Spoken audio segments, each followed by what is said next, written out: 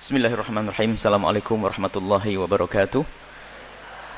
Alhamdulillah, salatu wassalamu ala rasulillah habibina sayyidina Muhammad ibn Abdullah wa ala alihi wa ashabihi wa mawalah. Allahumma ya Rabbana ij'alna minal mutahabina fik, ij'alna ya Rabbana minal mutahabina fik wal mutazawirina fik wal mutajalisina fik wal mutabadhilina fika innaka anta ala kulli syai'in qadir.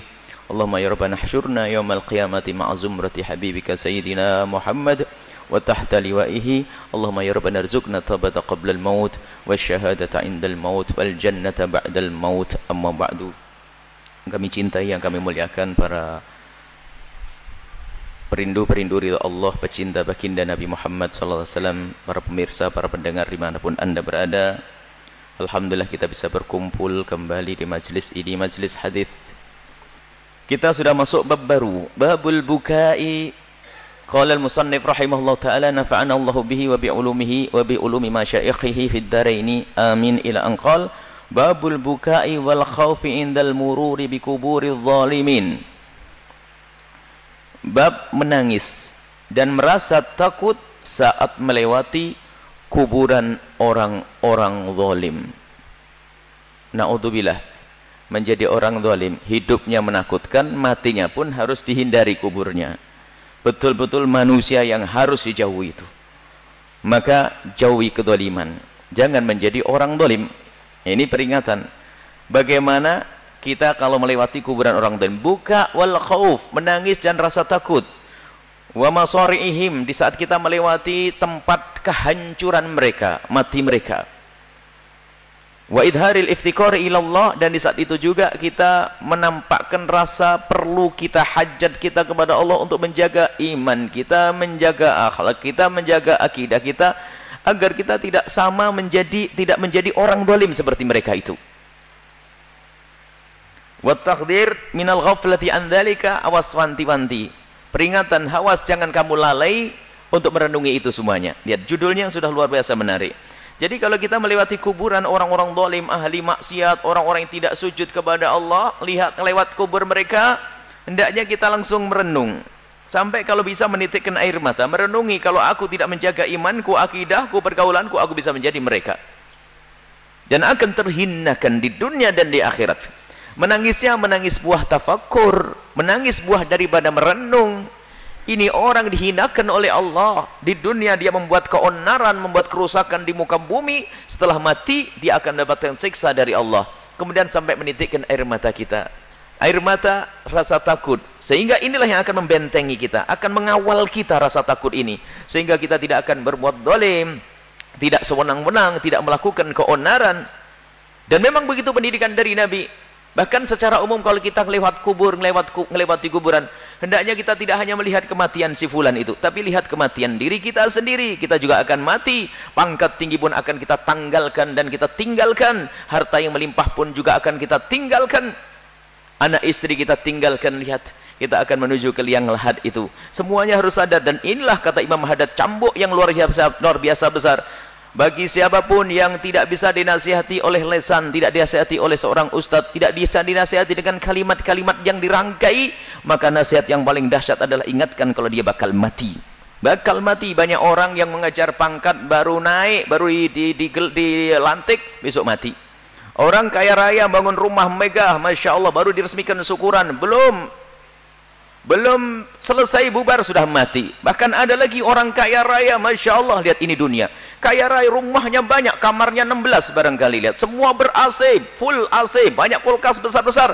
Kata dokter, ibu atau bapak nggak boleh tidur di AC, nggak boleh minum es. Mau apa yuk? Masih di dunia ini. Itulah urusan dunia.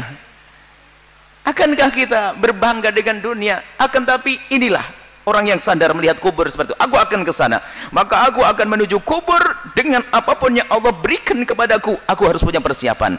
Yang punya jabatan, gunakan jabatanmu untuk Allah dan Rasulnya. Jabatanmu tidak lama dan kau akan mengakhiri jabatan, tapi kalau kau gunakan untuk Allah, jabatan akan selamanya nanti.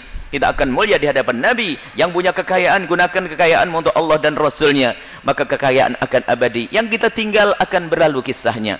Akan tapi yang kita dermakan, yang kita gunakan untuk kebaikan, itu yang akan kita lihat nanti di akhirat. Maka bersyukurlah siapapun Anda yang telah Allah tempatkan di tempat yang Anda bermanfaat untuk umat.